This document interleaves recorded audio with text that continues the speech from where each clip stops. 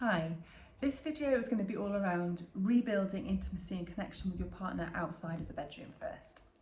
So it can be said that what's going on outside of the bedroom is a direct reflection of what's going on inside of the bedroom and vice versa. And if you think about it, it kind of makes sense. If you're not feeling connected or turned on or relaxed with your partner or around your partner outside of the bedroom, it's going to be really hard for you to feel turned on, relaxed and connected when it comes to sex inside the bedroom or wherever you choose to do it. And similar to the communication exercise and the recognition that how we feel may not always represent how our partner feels, what's really, really important when it comes to connecting with your partner is allowing differences and allowing those to be, but recognizing your needs, what their needs are, and what the needs of the relationship are as well. So it can be said, if you can see this, hopefully, and I'll do a diagram to accompany this, but essentially there's you, and there's your partner, and there's your relationship.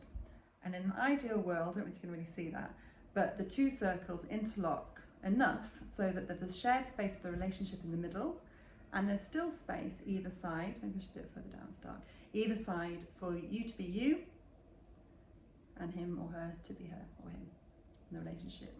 Oops, to be in the middle. Does that make sense? Or interlocking circles. Anyway, I'll do a diagram. But essentially what can often happen, so that's the ideal, is that there's a shared input to the relationship and there's a sense of individual self outside of it as well. Now what can often happen in long-term relationships is that it can go one of two ways.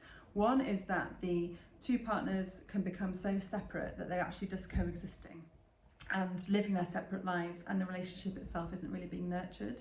Or it can go the other way, where we or the partners lose all sense of sort of self-individuality, and it becomes all about the relationship, and the sense of individual needs can become suffocated, and the relationship itself can feel quite tight and constrictive. So one way of finding this balance, this kind of happy harmony where you're both inputting to the relationship but you're also not losing sight of what you need as well, is to really ask those questions. So what is it that you as an individual need to feel that your cup is being filled? What does your partner need, and what does the relationship need? And it can be as simple as asking those questions. So asking yourself the questions: what do I need to feel grounded, centered, looked after? What does your partner need to feel grounded, centered and looked after? And what does your relationship need to feel nourished and looked after as well? So here, particularly with the individual needs, I'm talking more about stuff that you tend to do or would like to do on your own. For example, it could be for one person, what fills my cup may be, spending time alone, or being social, or going for a massage, or doing exercise, or being in nature, or reading. And again, for our partner, it might be something completely different. But if we can acknowledge our needs as well as our others, then the next step can be meeting those needs and working out what we can do to start prioritizing them more, because the age-old saying is true: you can't pour from an empty cup. If you're not feeling nourished and filled up, it's going to be very hard to sort of nourish somebody else, or indeed nourish the relationship. And when it comes to the relationship, one way of really thinking about what your relationship needs and the conditions in which it was formed is to think about what it was that got you together in the first place. So what were the kind of things that you used to enjoy doing? What kind of things, what are your favourite memories? What got you together? And if you think about the experiences that you treasure and you think about those special memories, what were the values in those experiences that made them feel so special? So was it novelty? Was it excitement? Was it coziness? Was it lust? Was it love?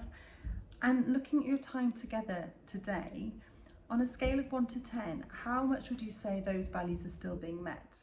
And if there is a gap between how it was and how it is now, what are some of the steps that you can start putting into place today to reconnect to some of those values that your relationship may need? So a really small example could be, for example, simply booking a time in the diary to go and do something new together at the weekend. But what's true for you? That's the key thing. It doesn't matter what I say, what your partner says, or it does to an extent matter what your partner says, of course, but it doesn't matter what your friends may say or suggest. What's true for you, what's true for your partner, what's true for your relationship. The second exercise I'm going to offer you it's about reflecting on your experiences of loss and your dreams for the future. So we've talked in the previous video about the communication, and of course communication can go a long way in terms of understanding and identifying those experiences, those feelings and those dreams. But another way of sort of building a relationship with that is more written. So what I'd invite you to do is for you together to get a piece of paper and draw a line down the middle of it. So there's two columns, and at the top of the column what I want you to write is, what have I or we internalized? And on the other column I want you to write, what I and we want to believe. So you'll each have different things to contribute here, and in the spirit of understanding and allowing difference, absolutely get it all down. And then again, the dreams and your experience will be different, and what you've internalized may be different, and your dreams may be different as well, although there also may be some really shared beautiful goals and ideals and dreams that you can work towards together. But yeah, it's a means of reflection, and then what I'd suggest you do at the end of the exercise is to burn it. So it's almost like a kind of ritual of sort of letting go of what was and what may be, and just see how it feels for you. It's an offer. The third exercise is around creating a relationship commitment. So the future is unknown, and we can't necessarily do anything about that. We can make some steps to help move us towards our goals and our dreams, but ultimately there's an element of unknown and lack of control.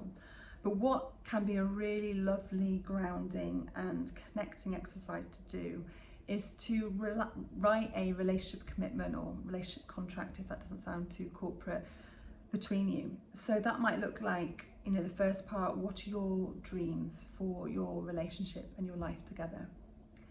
You think big, allow yourself to dream with love and positivity and joy. And the second step might be just identifying some of those steps that you can take together to move towards those dreams. This can be then put in an envelope to be reviewed in a few months' time, or in a year's time, or every day if you wish, or you can even pin it on the fridge. But it's just a nice way of really outlining your commitment to each other and to your dreams, and to creating that sense of, or reconnecting that sense of being on this journey together and being each other's support. So I wish you all the best with that, and let me know how you get on.